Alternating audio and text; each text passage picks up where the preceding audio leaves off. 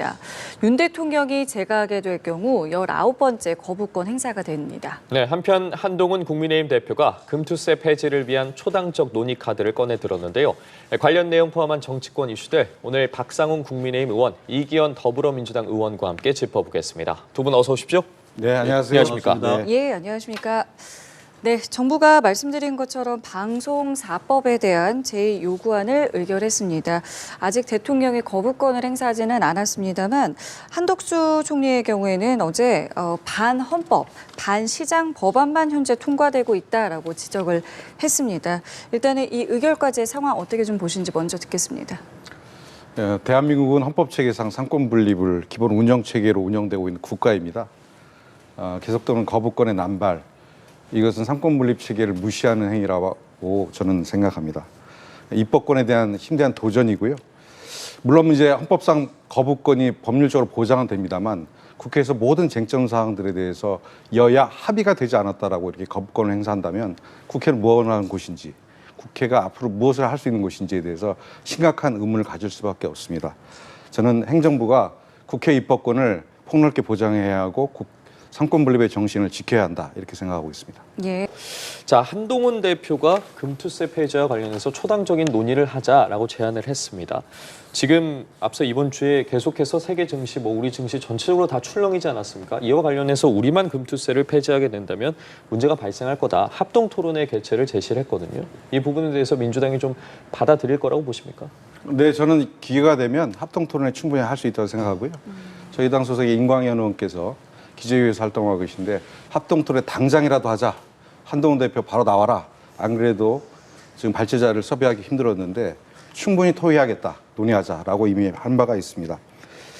그 금투세가 OECD 국가에서 한국만 없는 것처럼 이렇게 오해되고 있는데 금투세는 선진 자본주의 국가에서는 기본적으로 다 가지고 있는 제도입니다. 지금 저희와 대만 정도가 없다고 볼 수 있는데 선진국들 중에 대만 같은 경우는 아시다시피 그 금융실명제가 시행되지 않고 있는 국가이기 때문에 금투세를 매겼을 경우에 지하에서 묶여있던 자금들이 공개되는 그런 어려운 점 때문에 도입을 섣부르게 못하고 있다고 생각합니다. 저희는 금투세와 관련돼서 국민의힘과 철저히 그리고 심각하게 논의할 준비 다 돼 있습니다. 그리고 금투세 관련돼서 저희 당내에 이견이 있는 것처럼 보이는데 이견은 존재하지 않고요. 네, 이견은 존재하지 않고 다만 금투세가 지금 준비된 지가 이미 4년이 지났습니다.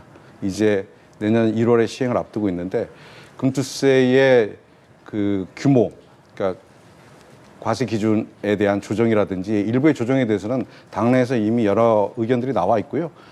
임광현 의원이 지금 한도를 5천에서 1억으로 상향하자라고 하는 법안도 제출한 바 있습니다. 저희 당 내부에서도 8월 18일 전당대회가 끝나는데 전당대회 끝나고 새로운 지도부가 만들어지면 이 문제에 대해서 당론으로 확정하겠다는 말씀 좀 드리고요. 정부에서도 9월 달에 이미 예산안과 함께 세법 개정안, 세법에 대한 개정안을 지금 낼 예정입니다. 그때 합쳐서 심의해서 결정하겠다, 이런 말씀드립니다. 예, 지금 굉장히 국회가 정말 갈등의 최고조의 모습만 보여주고 있지 않습니까? 일단은 국민의힘에서는 8월 임시국회 때는 그렇기 때문에 좀 민생 법안을 우리 좀 합의를 해보자라고 지금 제안을 하고 있고, 오늘 또 마침 정책위 의장들이 지금 만나고 있는데 이 자리에서 좀 어떤 이야기들, 좀 건설적인 이야기들이 좀 나올 수 있을 거라고 보시는지요? 네, 22대 국회가 국민들의 기대 속에서 출범한 지 이제 3달이 되어갑니다. 네. 저희는 답해야 할 책무가 저희 여야에게 있다고 생각하고요.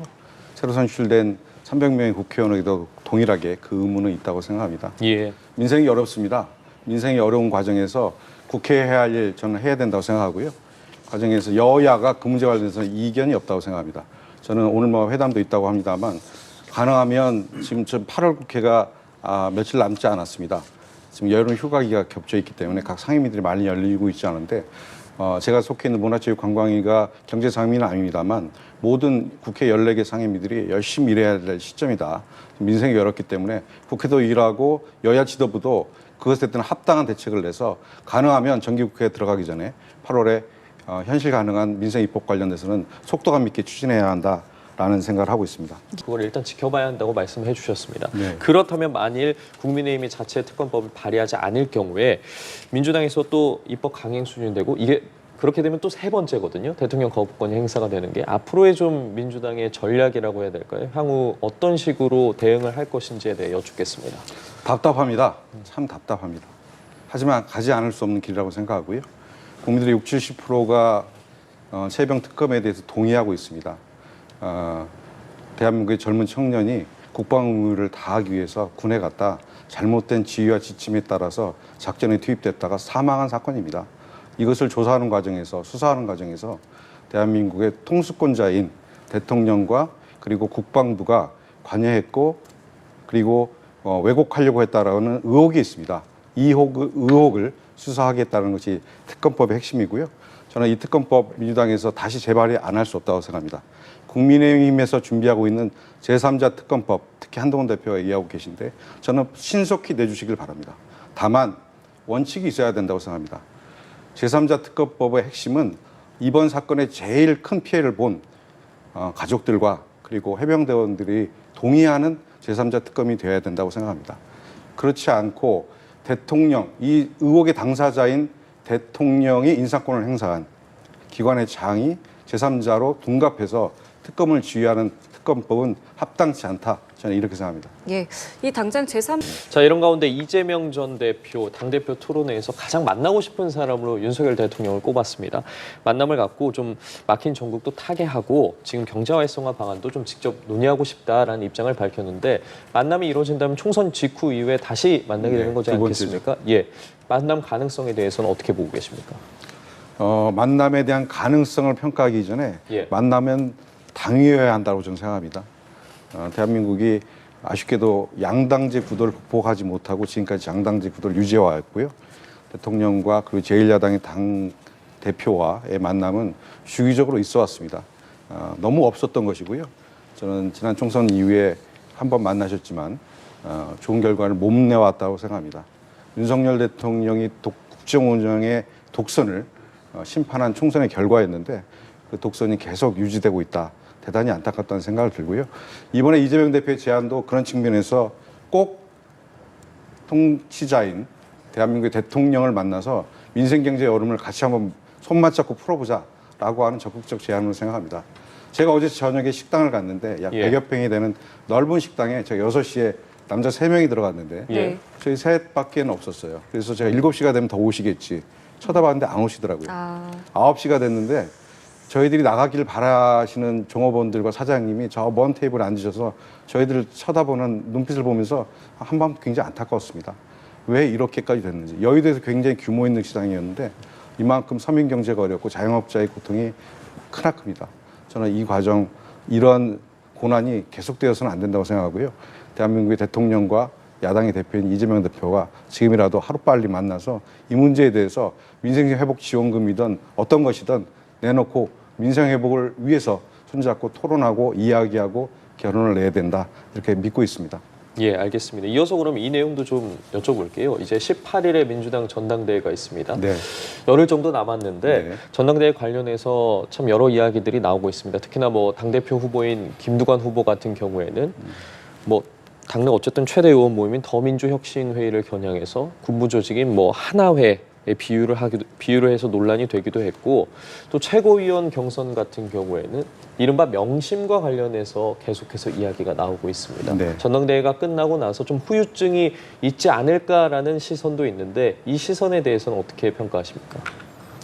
예.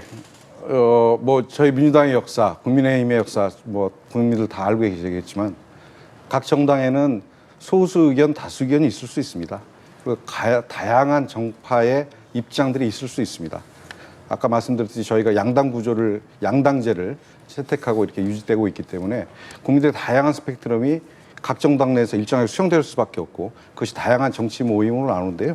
혁신회의가 당내 최대 개파이거나 뭐 최대 의원들 모임은 아닙니다. 그렇게 비춰지는 것은 지난 총선 직전에 그 정치권 진입을 노리고 있던 젊은 신진 인사들이 기존 기득권에 대해서 비판적 시각과 그리고 욕구를 제안하면서 이 혁신회의가 만들어졌고 당내 발전에 기여한 바가 있습니다. 이 문제를 뭐 하나회라고 하는 군인들의 사조직에 비유했던 것은 좀 적절치 않았다는 생각이 좀 들고요. 다만 당내에서 이러저러한 이견 그리고 비판은 있지만 이것이 당의 분열로 가서는 안 된다는 생각을 하고 있습니다. 전당대회 끝나고 나서 당내 분열이 있을 것이다라고 예측하시는 분들 계신데 저는 지금의 전당대회는 다분히 윤석열 대통령에 대한 독선을 심판하자고 하는 민주당의 의원들 그리고 당원들의 결의가 모아지고 있어서 그것이 집중이 높은 지지율로 나타나고 있다. 전당대회 끝난다고 해서 윤석열 대통령의 독선이 멈추지 않는 이상 민주당 내 분열은 없다. 저는 이렇게 생각하고 있습니다. 알겠습니다. 자, 그리고 오늘 두 의원님을 모셨기 때문에 이 내용도 좀 여쭤보겠습니다. 검찰이 야당 정치인과 언론인을 통신 조회를 한 것으로 정치권에 이제 공방이 계속되고 있는데요. 국민의힘에서는 이렇게 이야기를 합니다. 이거 적법한 수사다. 네. 이게 지금 오히려 야당이 무책임한 정치를 선동하는 것이다라고 주장을 하고 있는데 이 내용에 대한 입장 좀 듣겠습니다. 네, 검찰청법에 따라서 시행되고 있는 것이죠. 예.